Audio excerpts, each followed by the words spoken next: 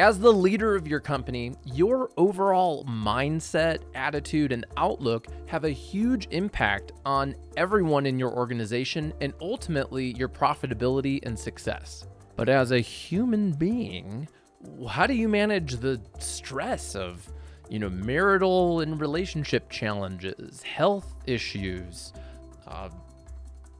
dogs?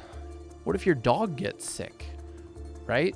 All of this stuff in addition to running the company. In today's podcast, I interview Justin King, who's worked in the green industry since the late 1980s.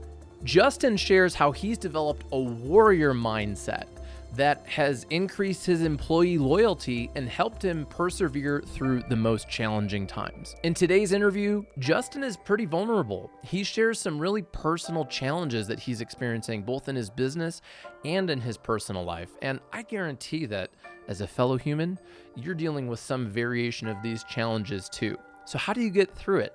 Let's hear an inspiring perspective from Justin. We weren't getting the leads that I knew we could. We weren't getting the right leads. What started happening is that our leads are more qualified. Our sales have probably gone up by about 10 to 15% a year. We're going to increase our sales volume by $1 million in a year. Hey everyone, Jack Jostes here, and welcome to the Landscaper's Guide podcast. This show is all about inspiring the snow and landscape industry with stories, sales, marketing, and leadership ideas. And none of that can happen without a great leader at the helm. But how do you do all of that with all the struggles in life? Today, we interviewed Justin King, and just prior to recording these stand-ups for the podcast, I texted him and said, "Hey, Justin, if you could be any plant, what plant do you think you would be?" And he replied and said that he would be a dragon's blood sedum. Not necessarily my favorite, but it's aggressive, continues to spread even when not much water is around, blooms for a very long time, holds plenty of water in its leaves for times of drought, and it sounds kind of badass also. I agree, that is kind of badass, and I was actually thinking that Justin was a cactus. I think you have to be prickly and drought resistant to persevere and lead your company. So I'm curious, what kind of plant do you think you would be? Let me know. And if you're enjoying today's show, I invite you to subscribe at landscapersguide.com/podcast. I'll send you our top 3 podcast episodes instantly, and you'll get email invitations to our upcoming live and virtual events that you don't want to miss. Check it out at landscapersguide.com/podcast and see our show notes for a link. Let's get into today's interview with Justin King. Well, Justin, hey, thanks so much for coming to the studio here in Lyons. You made a long trek from Loveland. I'm just kidding. For people listening, Loveland is, 15, 20, 25 minutes? Yeah, I think it's about, from our shop here, it's about 20, 30 minutes. Yeah, so, thanks so much for coming to Lyons. Justin is the owner of Royal Turf Landscape and Irrigation. And how long have you guys been in business? So this year, the start of next year will be our official 20th year. That's awesome. Yeah. So, and it was an honor really working with you on your branding and your business name, and we helped you evolve it to Royal Turf Landscape and Irrigation. I think that was 3 years ago or 2 years ago? 2, yeah. 2 years ago, but we're both in ALCC. I remember meeting you, and at that time you had a big beard. And now you're clean shaven. Do you miss the beard? Do you miss rocking the beard? I'll tell you what, I do, but I don't. The funny thing about having a long beard is it's a little bit like being a woman. You have to really take care of that. There's a lot of, you don't just let it go. It's not like you can slap a hat on over top of it, right? So otherwise it gets pretty unruly and pretty funky. So I don't miss that part, but a lot of people came to know me as, the guy with the 6-inch goatee. So in the industry, a lot of people were real shocked when I shaved it off. Yeah, I just remember meeting you, and we were at a ALCC happy hour, and I was like, man, this guy has a sweet goatee. I've been rocking a short beard for like 15 years. Partly, I hate shaving. I don't really care for shaving either, but again, it's one of those things where you kind of have to take the good with the bad, I guess. Well, good. Well, so I wanted to interview you. You've had a hell of a couple years, and despite that, you've maintained this incredible outlook on life, and I think it's inspiring. I know that a lot of the people listening have similar challenges, so I always try and just share stories and talk with people about how they get through it, because really I believe we were talking about this over lunch. We just had some barbecue. You kind of have to be insane in some ways to like run a business and be able to see the potential positive through all the negative that's happening, and your people really need you with that. You know, I think it's true of any entrepreneur and probably any industry, but it's especially true of this one. This being a seasonal industry, and you know, I don't really want to call it cutthroat, but there's a lot of competition, and there always has been. I've been doing this since the late 80s, and in that time, I remember, you know, it's kind of been the thing where people say, you know, from North Denver to Cheyenne, there's at any point in time 300 to 400 of us landscape contractors. You know, we're just kind of all over the place, and so there's a lot of competition. There's a lot of people with varying degrees of skill and knowledge and even integrity. So that presents its own set of difficulties. Our industry hasn't always done the greatest job of letting potential employees know that this is a career path, that this is a decent job, that, you know, you can wind up at a place that offers, you know, health insurance and benefits and things like that. Growing up, I didn't know any of that, and I know there's still a lot of people, you know, that might be attracted towards this industry that don't know that. And so we tend to attract you know, people that may be a little bit down on their luck, or, you know, are struggling to get a different kind of job, and keeping that professionalism and that kind of stuff going, especially when it's seasonal and you've got them working their tail off from, you know, March through November, and then it just dies, and you've got snow removal, which sounds wonderful until you realize we live in Colorado, and sometimes it doesn't snow for 3 months and then it dumps, you know, 3 feet at a time, and it definitely has its challenges. So it's pretty important to keep that attitude going, because it'll take you down otherwise. How do you where does it come from? How do you maintain that attitude? Did you learn that from somebody, or where do you get it? You know, that's an interesting question. It's something that I was no good at all as a kid. I was real hyper. I would take the negative side of a lot of things growing up. I got to the point where, for me, having a family and all that kind of stuff, this was a bit of do or die. I have 2 degrees, neither one of which have anything to do with landscaping, and I realized I wasn't going to be able to support a family on that, and so this is kind of what I had. On top of that, I really love the industry and what I do, but if I allow that negativity in, it's going to take me down. And every business owner has this, some more than others, but as the leader, you have a bit of a powerful personality. So you have a huge effect on the people around you. If you come in crabby and negative, if every time something throws you off the horse, you just, you know, throw your hands up and this is the end of it, your crew and your middle managers and all the way down, they're going to follow suit with whatever you do. And I can't afford that. Can you tell us about the last couple years in particular? Oh, sure. I mean, I've known you for, I think, 5 years, and you've always been this way with this positive mindset. And like the last 2 years have really been a test. They have. You know, kind of some of my personal and professional trials, so to speak, stem back probably 5-6 years. You know, my oldest daughter left. Still don't know why. And that kind of started on a personal level, some really hard times. But on a personal level, last year, my wife of 20 years decided she wanted out of the marriage, and so she left. I'm now a single father, trying to raise 2 kids and trying to do as good of a job as humanly possible at doing that. I'm not a slack-jawed father. I'm definitely very involved in their life. On top of that, there's been a number of, friendship things that have been really hard and trying. My daughter is fixing to be 13 here in just about 2 weeks.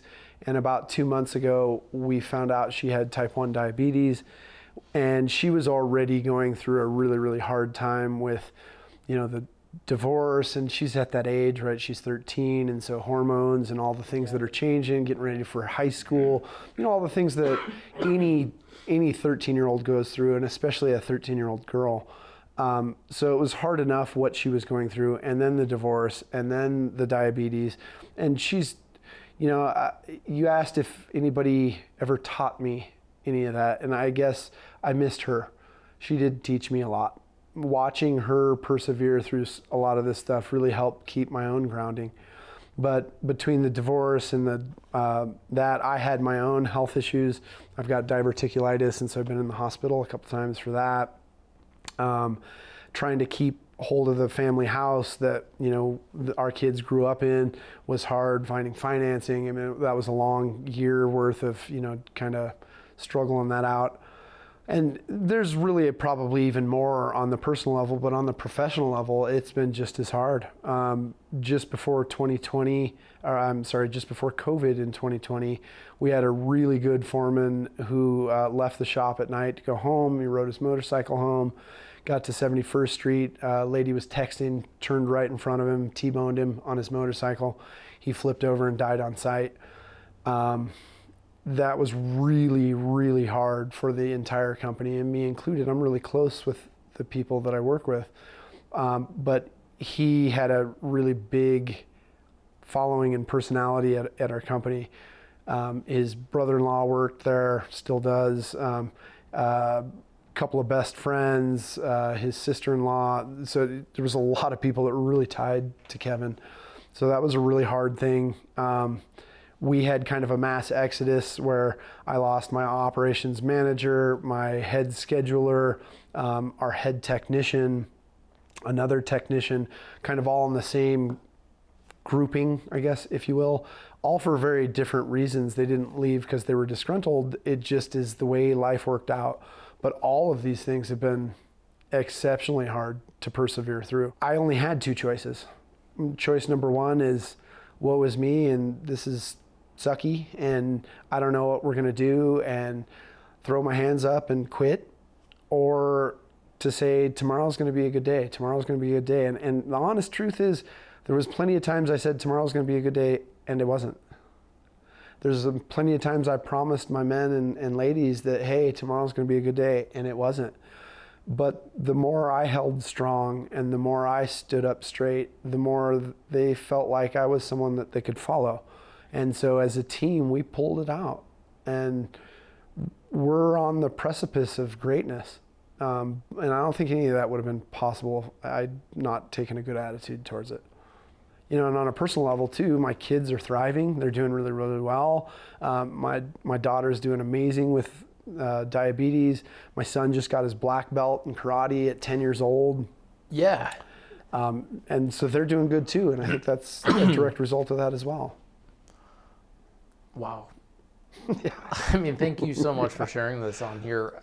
We all have health and family and people challenges, and this is a lot. That's a 5-year, but in particular the last 2 years. But I remember, talking with you. Oh, and by the way, thanks for helping with my irrigation system. More than welcome. Learned a lot today. One of the cool things I didn't know was the seasonal setting, where I can just adjust the percentage. Probably one of the most quintessential things that we educate our clients on is how to use a budget feature on their clocks. Because the whole reason that feature exists is to make it convenient and easy for a homeowner to manage their own water. That way they don't get in there and mess all the programming up and all that kind of stuff. It's just kind of an easy one-touch button to be able to do that. And one fun thing that happened was the wasps that were in there. Real common. When we opened it, so. Valve boxes and clocks are notorious for spiders, snakes, and wasps. Well, thanks, again for sharing all of that. the thing when we talked, I think it was was it even a year ago? I think right. you were here about a year ago. I bought this place, and we were looking at irrigation and some landscape work, and it struck me then was the attitude. And we were on the phone recently. I just called you to see how you were doing, and you were talking about, I think you said it was like walking on a tightrope. Very much. It feels like, and this is really kind of true of life in general, but sometimes more so than others. It just feels like, you've got the long stick and you're on the rope, and if you follow this direction, it's disaster of whatever that might mean. It could mean divorce, it could mean death, it could mean the end of your company, it could mean who knows. But on the other side is greatness. And you just really hoping that little birdie comes and lands on this side and tips you to the other side. But sometimes that's just where you find yourself. And that's where I've been for a long time, is kind of on that tightrope, between the two sides. But, you mentioned attitude. If I didn't keep a good attitude, I'll tell you exactly where I'd be. And everybody around me knows where I'd be. I chose that path, and I will continue to choose that path. And I think that's why we don't generally see as much turnover, why I have a lot of loyalty in the company, and why people really enjoy working there, is because they can get behind that. Absolutely. They really need you to do that and to have that perspective, and your kids need you, and good job. I mean, you're kind of, I know that there's been a lot of challenges, but at the same time, like, you're kind of killing it. Well, thanks. It took a long time before I was willing to admit that I was, or to think of it that way, that I am killing it, man. And I guess one of the best parts of walking this tightrope and keeping that good attitude is, I know a lot of people in the world struggle with self-confidence, and that's been a big thing in my past. But right now, I'm very proud of me. And that's a big statement, especially when mental health is such a big deal nowadays. And this is something a lot of people struggle with. And again, it's something I've struggled with. But to be able to say that to you, and even on camera, I'm proud of me. It's a good feeling, man. Yeah, good. Yeah, it should be. It's not like you're like gloating. I'm so great. But you've accomplished a lot, and I think even just being aware of that mindset and how important it is. It is. I told you, when we were eating, but operations manager of mine years ago likened this to war, and he said, you are the general of the army, and if the general keeps trudging along with a good attitude, and he's got a good plan, even when the enemy is right at his door and he knows defeat could be imminent, but he keeps a good attitude, that army is willing to follow you to the death. Consequently, the other side of that's true too. If the general falls apart, the army falls apart. And I kind of look at every part of my life that way. That's how I am with my family. It's how I am with my business. I worked with a guy, Al Colleen, who said that you needed to adopt that warrior mindset towards your business. And at first, when I heard him say that, I'm like, oh man, that's way over the top. But you do need to have that. You do. It requires some thick skin. It requires you to be able to take some punches. It requires you to be able to smile through the pain sometimes. So for people listening, they probably can't see, but you've got some sweet sleeve tattoos. And I noticed one of them is new since I saw you last time. Tell us about them. And one of them, I think your name relates to your business. So I just want to hear about that, because I know it's a passion of yours. So this one's a little older, but having gone through that divorce, armor was pretty important, right? So that's really where the armor came from. But there's a lot of symbolism in it too. My dad passed away when I was younger, and my original last name was Flynn. So on my arm is the Flynn family crest. And then on my chest is the King family crest, because that's what my name changed to. King was the tie to Royal Turf, because Royal King. Right. This other side is really all martial arts sleeve. My family's into Kempo karate. My son just got his black belt. I think I mentioned that, but I'm fixing to get mine pretty soon. So there's a lot of different symbols and things that have a tie to that. And that's, I have to give credit there too, because that's something that's really kept me grounded and, focused through all this. Is just, I know that twice a week I've got that. Everything else shuts off. I just focus on that, and I love it. Kempo itself is really a lot more academic than a lot of martial arts disciplines. There's a lot of theory, there's a lot of talking that goes on in it. It's not really what a lot of people would think, but that has really helped ground me. It really helped my son, my daughter's in it too. So this is something that really has been a family thing for quite a while. And so yeah, the sleeve is just little ties to that all the way through. What's your next tattoo? Actually, it's tomorrow. Okay, really? It's just a continuation of this, Yeah. actually. The Kempo, the way you address people is this.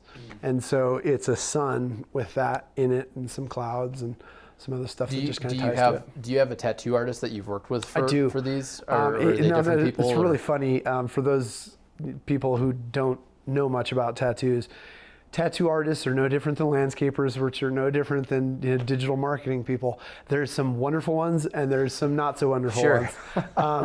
Yeah, the difference is that you can redo your website or your landscape pretty easily. This is permanent forever. And so, I've kind of visited a few of them. Some of them had considerably more experience and were just not all that wonderful. Right. The lady who did everything on this sleeve and even did some touch-ups on this, she's got like 3 years experience doing this. So basically nothing. And she is phenomenal. I mean, I'll walk out of the chair and half the time it's not even red when I leave. I can't hardly feel it. I mean, it's a tattoo, there's some pain, but it's not. This guy that did this, it felt like he had a machete that he was carving that out with. Right. There was times over here I thought she was touching me with a feather. I mean, she's amazing. So yeah, I pretty much sticking with her at this point. Awesome. Yeah, she's good. Well, I know you've got another client appointment to run to, and I do too. So thanks so much for coming on the show appreciate today you having me. and sharing your amazing attitude. I think it's inspiring to me for sure, and I know people listening are having similar challenges because I talk to them, and We all do. yeah. So keep it up, and thanks again for your help with my irrigation today. Well, thank you for having me. Regardless of whether or not you're the business owner, your attitude has a huge impact on your enjoyment of life and definitely how you impact the people that are with you, whether it's your family, your coworkers, and so on. The way I personally manage all the stress of running the business and work to keep a healthy mindset is through exercise, prayer, and meditation. This morning and every morning before work, I work out. And today I went on a ruck with 60 pounds in my pack, and I did 300 feet of elevation gain. And I guarantee that anything else that I do for the rest of the day will be a lot easier than that. I also pray. I pray every day. I pray with my family. And one of the things that we do is we have a little gratitude practice where before we pray at dinner, we write down something we were grateful for. So my kids are 6 and 7. My wife and I do it, and it stops us. And you think about something from the day that was good. And I find that when you focus on what's good, you get more of it. So that's what I do. I also like having adventures in my calendar. I love going hunting. I also like going on trips with my family. So that keeps me inspired to keep going even when it's hard, being physically well, from exercising, mentally well, it all works together. But what about you? What do you do? I'd love to know. Send me an email, jack@ramblinjackson.com. Send me a message on Instagram or LinkedIn. And if you enjoy the Landscaper's Guide, I'd love it if you gave us a review wherever you're listening. If it's on Apple Podcasts or Spotify, give us a review. If you're listening to this on YouTube or watching it, give us a thumbs up and subscribe. Help other people find out about this show. My name's Jack Jostes, and I look forward to talking with you next week on The Landscaper's Guide.